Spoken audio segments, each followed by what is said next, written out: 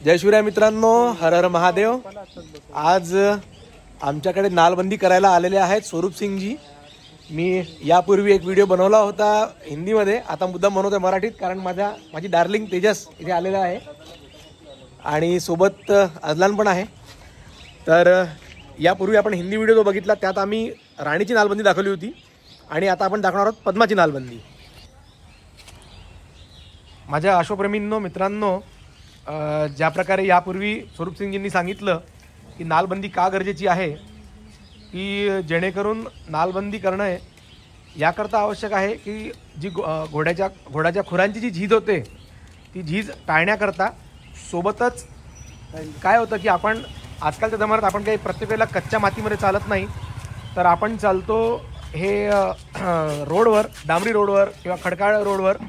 तर त्या कारणाने काय की बारीक जे खडे असतात ते त्यांच्या पायाच्या आतल्या भागाला लागून तो भाग जर का नरम असेल तर त्यात छाले पडू शकतात आणि त्याकरता म्हणून नालबंदी करणं गरजेचं आहे। सोबतच खुरांची जी वाढ होत राहते त्याकरता त्यांना रेग्युलर कट करणं पण तेवढंच गरजेचं आहे। आम्ही असं सजेस्ट करतो की किमान दीड महिन्याला आपण खुरी बनवल्या पाहिजेत, आपण नालबंदी केली पाहिजे जर का आपण कडक रोडवर चालतो आहे तर। आणि शिवाय जसं आता या खुरात आपण पाहू शकता, इथे हा जो वरचा भाग आहे हा सडतो, नरम पडतो, यात वास सुटतो, यात अळ्या पडतात। तर या सर्व गोष्टींकरता सुद्धा रेग्युलर खूर साफ करणे, नालबंदी करणे, खूर बनवणे हे तेवढंच गरजेचं आहे।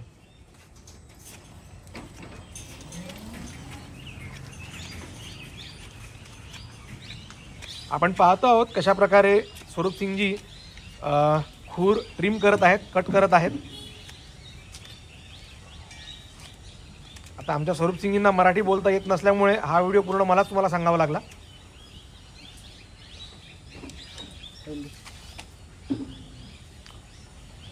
मित्रांनो, नालबंदी पण प्रॉपर होणं खूप गरजेचं आहे, कारण त्यामुळे सुद्धा जर का चुकीची नाल लागली किंवा चुकीच्या प्रकारे जर कधी बसवण्यात आली त्याचा इफेक्ट सुद्धा घोड्याच्या पायांवर पडतो, घोड्यांना लॅमिनायटिस होऊ शकतो।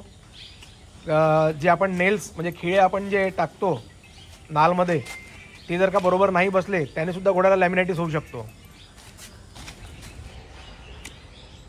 स्वरूप सिंगजींचं म्हणणं आहे किंवा तुम्ही बिना नालची हिला बरीच चालवली त्यामुळे जी ब्लड लाईन आहे, म्हणजे या पायात तर नाही दिसणार पण समोरच्या पायात जी होती ब्लड लाईन थोडी जवळ आलेली आहे, तर थोडंसं केअरफुली हिला नालबंदी करावी लागणार आहे। मित्रांनो, ही अशा प्रकारे सेंटरचा भाग जे टोक आहे थोडं कट केलं जातं, जेणेकरून नालचं जे टोक असतं त्यात तो फिक्स बसला पाहिजे, म्हणजे नाल स्लिप होणार नाही। आपण जर बघू शकता इथे। आणि आता यानंतर जी व्हाईट लाईन असते ती व्हाईट लाईन पाहून प्रॉपर त्यातनं खिळे पास केले जातात। नालचा साईज थोडा फिक्स करण्याकरता तिला थोडी ठोकपीट केल्या जाते, जेणेकरून तिचा जो शेप आणि साईज आहे तो खुरानुसार परफेक्ट झाला पाहिजे आपल्याला।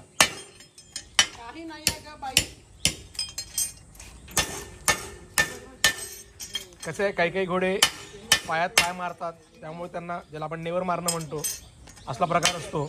जी आमची राणी आहे, आमची राणी नेवर मारते मागच्या पायात, तर त्यामुळे तिची नालबंदी करताना हे जे आमचे स्वरूप सिंगजी आहेत हे विशेष काळजी घेऊन तिची नालबंदी करतात की जेणेकरून ती पायात पाय मारणार नाही, कारण जे खेळ असतात ते खेळ लागून मग पाय फुटतो त्यांनी।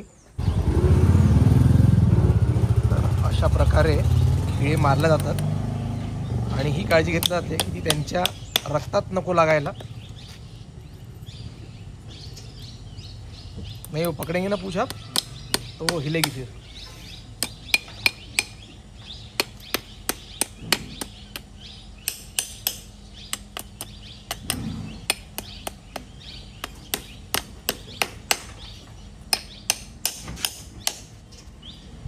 प्रयत्न केला जातो की जे खेळ निघतात बाहेर ते एका लाईनमध्ये निघाले पाहिजे।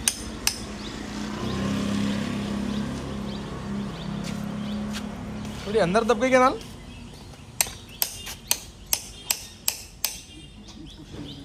है ना?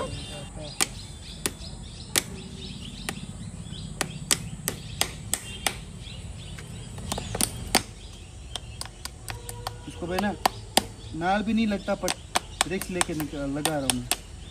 अच्छा ऐसा है क्या? हाँ, यानी ऐसा क्यों? वाइट लाइन बहुत नजदीक आ गया, अच्छा टूट के खुद। तो 2.5 महीने से हो रहा नहीं ये। तर मित्रांनो अशा प्रकारे पद्माची नालबंदी झालेली आहे आणि राणीची पण झालेली आहे। तुम्हाला आमचा हा ब्लॉग जर का आवडला असेल, सोबतच सॉरी अवन्याची पण आम्ही खुरी बनवलेली आहे। थोडंसं जरा इकडे वाकडे फाटले होते तर अवन्याची पण बनवलेली आहे आणि सोबतच शमशेर आणि वीरचे पण आपण खूर बनवलेले आहेत। तर मित्रांनो तुम्हाला आमचे व्लॉग कसे वाटतात please do like share and subscribe our channel Sanket multiverse मित्रांनो। Thank you very much.